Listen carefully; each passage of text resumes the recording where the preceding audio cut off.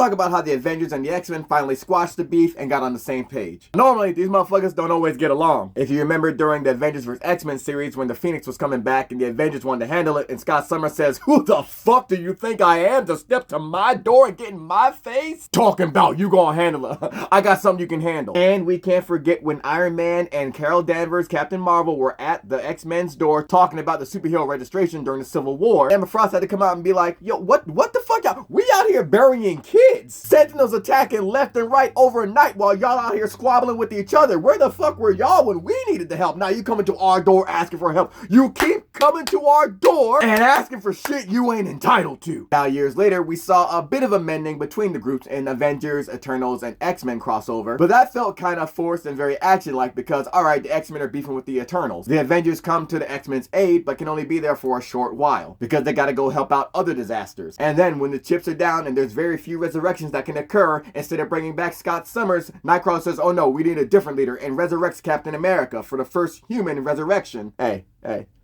Why are you playing in our face? Things got a bit more mended, but it isn't until this current run, with Carol Danvers as the acting chair of the Avengers, that we see a true coming together and allyship with the X-Men. And we gotta give it to the creative team of Jed MacKay and Sia Villa, who's been running the Avengers, for taking the correct measures to show an allyship between these two teams that have been separated for a very long time. The running joke was the Avengers are cops, and the first thing Jed does is get Carol Danvers to say, "Yo, we gotta get them to stop seeing us this way. We ain't cops, we protectors." And then showing that when Krakoa was going through it with Orcus, the Avengers wanted to help, but were being told to hold on. Mutants were telling them, "You gotta wait for the right moment to strike." Alright, now it's time to strike. And it was dope seeing the Avengers of Color, the Scarlet Witch, who was a mutant, Captain America, Black Panther, going in and taking Orcus the fuck down. And T'Challa even having a sleeper agent in 3D Man. And then Captain America after the fact being like, "Yo, we need more mutant representation on the team, so we gotta get Storm up in this." These are truly good steps in bridging the gap, and that final step was going to see the X-Men team, and so Carol brings them all to see Scott Summers. Carol steps to this man's front door and calls him the fuck out like, "Yo, get your ass out here."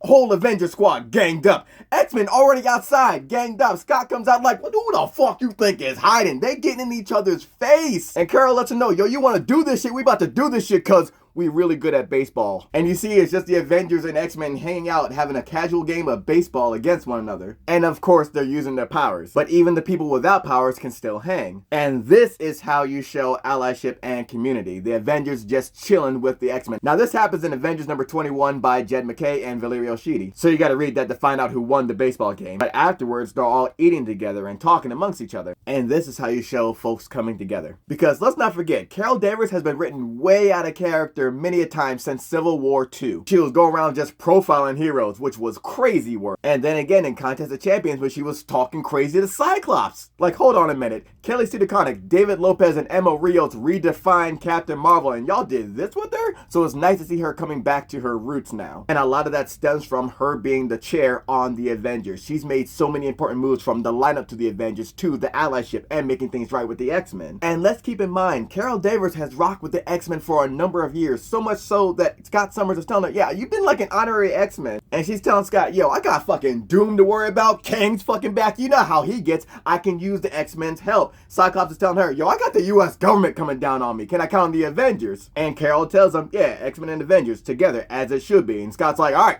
I'm fucking with it then." This is a beautiful lesson on allyship and as well as networking, I guess. No other chair could do this. Steve Rogers couldn't do this. Black Panther couldn't do this. Carol Danvers can because she has that access to the X-Men, because she's been there fighting in the trenches with the X-Men for years. This is a great example of sticking with your people. Like, yo, I'm in this new position now, which means we in this new position now. You with it? Alright, you rocking? Cool. This was a great way to mend the relationship between the Avengers and the X-Men. But most importantly, allyship.